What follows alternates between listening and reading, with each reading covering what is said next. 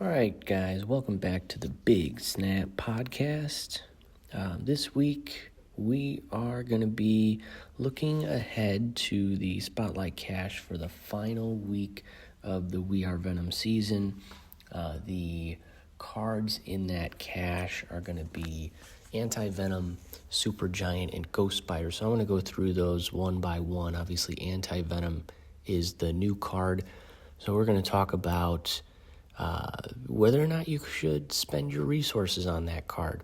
And then I'll reveal what my plan is, and then I'll quickly do a review of the previous week.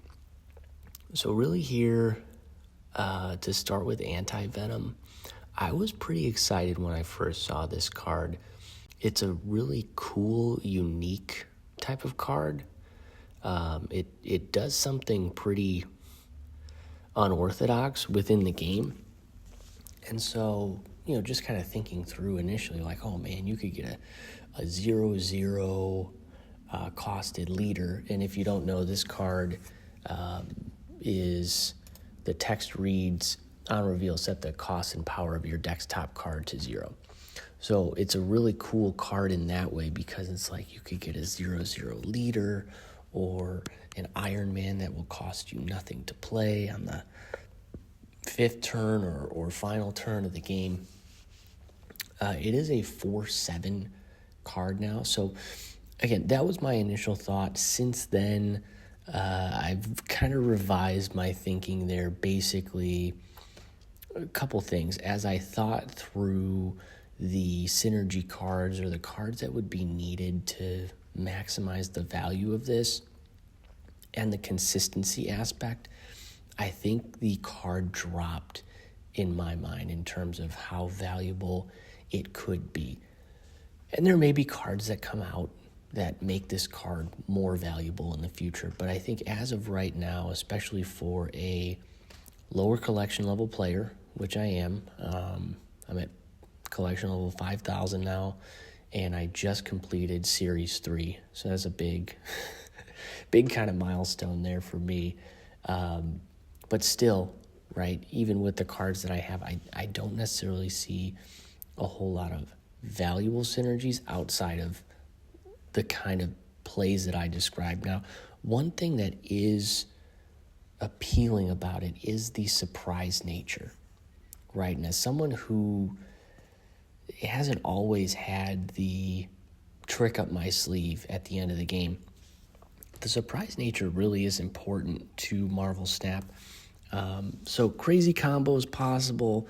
It looks like a really fun card, but it reminds me of Emperor Hulkling, right? There's going to be, when you hit on this card and it gets something good, it's going to be really cool, right? It's going to be a really fun card to play. But I think more often than not, at four costs, it's going to be in your hand, and you're probably going to have something else to play, right? That's what I've found, especially at the 4 cost mark, right? You have something else in your hand that you want to play, and this card doesn't get played unless you're running Howard the Duck or something that can show you what the next card of your, and really it's only Howard that can show you what that top card is. But then you're eating up 2 cards to create potential visibility and consistency for 1 card. And they buffed it up to 4/7, which tells me it wasn't as good as they wanted it to be already. And that's a sign that maybe this card isn't going to be that great, but could be a really fun card. The second card in this week's Spotlight Cache is Supergiant. I already have Supergiant. I got it as one of the random Spotlight Cache cards at some point. Not really a card that I wanted. Still not a card that I want. Supergiant doesn't seem super valuable to me. On reveal, all cards played next turn don't reveal until the game ends, and that's a 4/5. So again, another card you have at that 4 cost mark. I just don't see this card seeing a lot of play in really any decks, and I think the numbers really kind of support that, right? It's got a meta share of 0.3% and is ranked as the 258th card in the game. So not a great card, even though it's a Series 5 card. And then the last card is a Series 4 card. That would be Ghost Spider. And Ghost Spider is a 1/2. On reveal, the last card you play moves here. This is a great card for move. Really does something unique in the move genre, which is it takes the last card versus the next card. Pretty much everything in move is the next card that gets played has something done to it.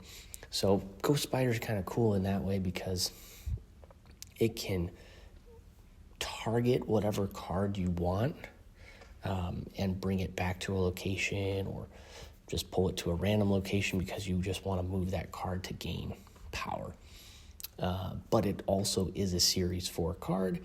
And so ultimately for this week, my summary would be that I am not going to use any keys. I definitely, already having Supergiant, I don't want to, in terms of the card, if you don't have Supergiant, you're not missing anything. If you don't have Ghost Spider, I don't think it's worth spending your keys to try and get a Series 4 card when you can get Series 4 cards for tokens. And I don't know that Anti-Venom is going to be a card that you're going to necessarily miss out on getting. Now, I do have that I wanted or was planning for a while to potentially use tokens, but I don't think I'll do that. I think I'm just going to straight up pass this week, save my Spotlight keys, and go for the stuff that's coming up next month, which I'll break down in a future video. The last thing I want to talk about is the review of last week. Now, last week was, again, a week that I personally passed on.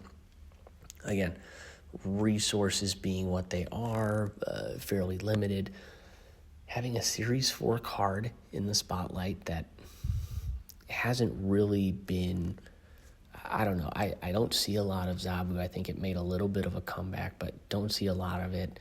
It's not a great card. Elsa Bloodstone, again, is a good card, but at 3 cost, is that the card that you're going to play? Again, that's the question that I have. And then Toxin, I think personally definitely is a good card in the bounce archetype, but not being a big bounce player myself, not having gotten Silver Sable, there's certain cards like, oh, you didn't get this card, you didn't get that card, and so it's probably not worth getting.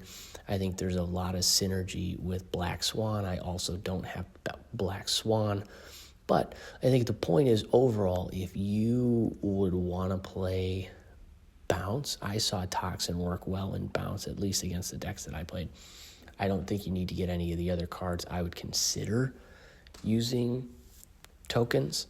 But again, I considered using tokens this week. But ultimately, I think unless Anti-Venom just pops off and the consensus is it's a great card, by the end of the week, I'm going to be allocating the tokens that I do have to Series 4 cards. I think there's some valuable Series 4 cards, again, as a lower level collection player that are out there that I do want to get. So I'm going to go after those, and I can make a video that highlights my plan there as well.